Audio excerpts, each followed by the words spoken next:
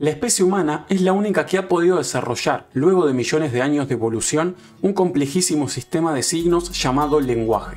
Por eso, el intelectual ruso Lev Vygotsky lo posicionaba en un lugar predilecto, definiéndolo como la herramienta cultural por excelencia, aquella que permite que pensemos, ya que pensamos en palabras, y que podamos conservar el conocimiento construido históricamente, que nos llevó al desarrollo con el que contamos en la actualidad. Una vez que este apareció, el ser humano se vio obligado a significar su alrededor. Así aparecieron la mitología y la religión, esbozando incipientes explicaciones acerca del funcionamiento del mundo. Con respecto a este último, los religiosos afirman contar con libros que fueron escritos por inspiración divina en donde se les transmite la verdad, la palabra de Dios. Sin embargo, las interpretaciones que se hicieron y se pueden hacer de ellos son múltiples. Esto se debe a que el lenguaje, como decía Lacan, a diferencia de lo que creían los semiólogos clásicos, no sirve para comunicarnos efectivamente como muchos creen, puesto que su carácter humano y social, expresado en la polisemia de las palabras y sumado a las variables contextuales y a la percepción subjetiva de acontecimientos, lo impide. Sin negar los problemas que pueden traer los malentendidos sobre cualquier intercambio comunicativo, imagínense lo que pasaría si un libro que dice ser escrito por inspiración divina intenta comunicar la palabra de Dios presentando ambigüedades que pueden interpretarse de diversas maneras. Por eso hoy voy a reflexionar y a analizar psicológicamente la relación entre el lenguaje y la religión. Lo haré partiendo de lo que yo llamo versículos críticos, que no son más que pasajes ambiguos de los libros sagrados que, habiéndose significado de diferentes formas, lograron dividir a los creyentes.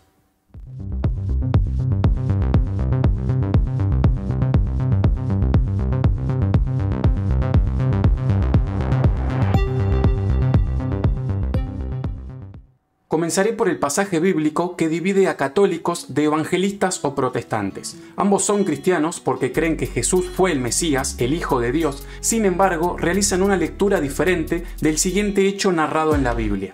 En una ocasión, Jesús se encuentra rodeado de sus discípulos y les pregunta a ellos quién creen que Él es. Pedro le responde que efectivamente Él es el Hijo de Dios. Al escucharlo, Jesús le dice que respondió bien y que sobre esa piedra fundará su iglesia. Jesús utiliza allí una metáfora, algo que solía hacer con frecuencia. Lacan dirá que una metáfora es un significante que está en lugar de otro significante, es decir, un elemento perceptible cuyo significado varía al que tiene convencionalmente. En este caso, es la palabra piedra quien sustituye su sentido dado por defecto. Así que juguemos un poco. ¿A qué se refiere Jesús con ella? ¿Qué interpretación hacen ustedes de su frase? Las opciones son dos. O utiliza piedra para referirse a Pedro como persona, o lo hace para referirse a la respuesta que Pedro le dio independientemente de él como sujeto. Quienes interpretaron esa frase de la primera manera, considerando que Jesús se refería a Pedro, son los católicos. De hecho, ellos se apoyan, para validar su apreciación, en que fonéticamente piedra y Pedro suenan parecidos, ya que el significante es similar. De allí que para ellos, Pedro fue el primer papa, aquel a quien Jesús le asignó ese rol en la mencionada situación. Y, por su parte, quienes interpretaron el hecho de la otra manera, considerando que Jesús se refería a lo que Pedro dijo, son los evangelistas, quienes obviamente no creen en los papas ni en todas aquellas doctrinas que luego la Iglesia Católica creó por su cuenta, como lo son los santos, los sacramentos, el celibato obligatorio, la veneración de imágenes, entre tantísimas otras cosas. Algo de este orden también se observa entre cristianos y judíos. La diferencia entre ellos es que los últimos no creen que Jesús haya sido el Mesías, mientras que los primeros dicen que sí. Esto se debe a que los judíos interpretaron muchas profecías con las que debía cumplir el Mesías de manera literal, mientras que los cristianos lo hicieron en sentido metafórico. Por ejemplo, la profecía de que el Mesías salvaría al pueblo hebreo fue concebida por los primeros como una liberación real. Ellos esperaban que el Mesías fuese un guerrero que luchase bélicamente contra los imperios que dominaban Israel para que dejasen de ser esclavos, algo que estrictamente no ocurrió con Jesús.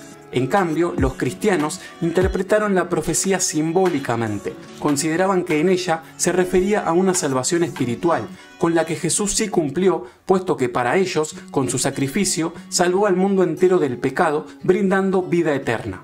Entre judíos y musulmanes también nos encontramos con otra diferencia interpretativa realmente compleja e interesante.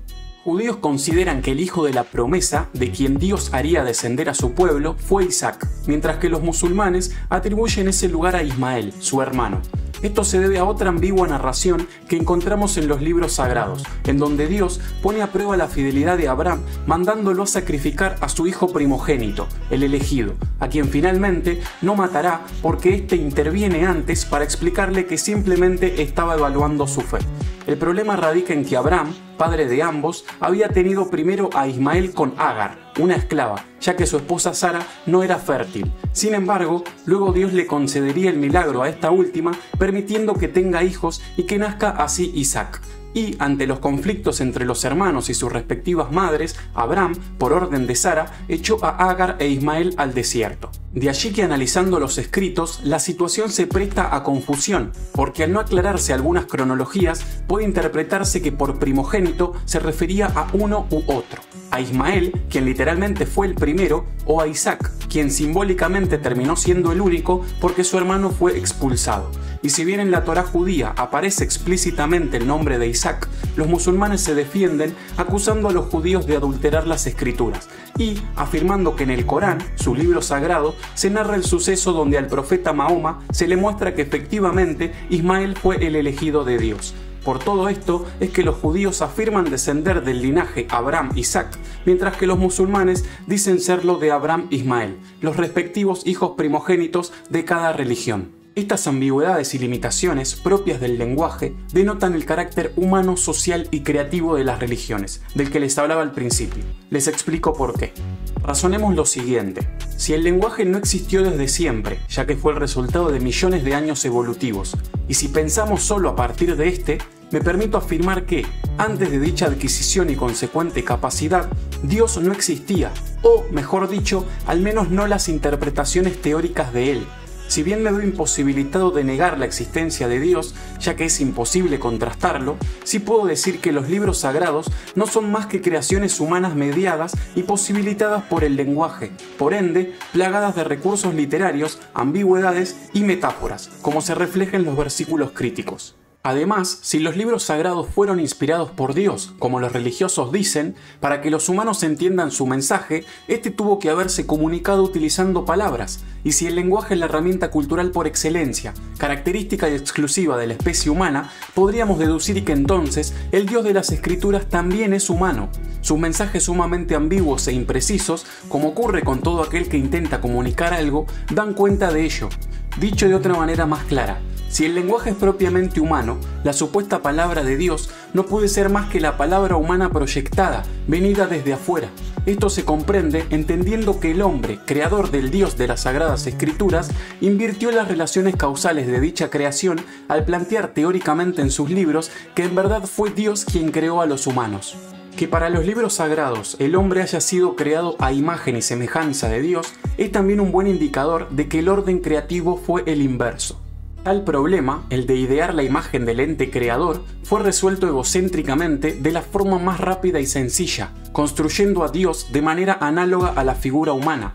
Con egocentrismo me refiero a una condición inicial, abordada y demostrada por Jean Piaget, que se presenta en toda construcción de conocimiento incipiente y que se caracteriza por la posición central y de referencia en la que se ubica el ser humano, algo que se ve en las religiones, no solo en la humanización mencionada de la figura de Dios, sino también en muchos rituales y en la descripción histórica que tuvieron para con la teoría geocéntrica. Resta comprender que al haberse invertido las relaciones causales de la creación, paradójicamente el hombre se ve dominado por lo que él mismo construyó. En términos individuales, una vez que se instala en uno la convicción dogmática de que Dios existe, se percibirá al alrededor de manera sesgada, haciendo coincidir inconscientemente la creencia religiosa con lo experimentado. Es la selectividad de la memoria quien se encargará de quedarse solamente con aquello que a uno le dé la razón. Por ejemplo, si X persona que realiza milagros sanó a alguien, el religioso se aferrará y recordará ese caso aislado y no los tantísimos otros en donde no lo consiguió. Pero eso no es todo, porque además, en términos sociales, la convicción colectiva en algunas creencias religiosas planteadas a futuro hará que la conducta humana se dirija en determinada dirección, creando las condiciones para que aquello en lo que se creyó firmemente finalmente se haga realidad.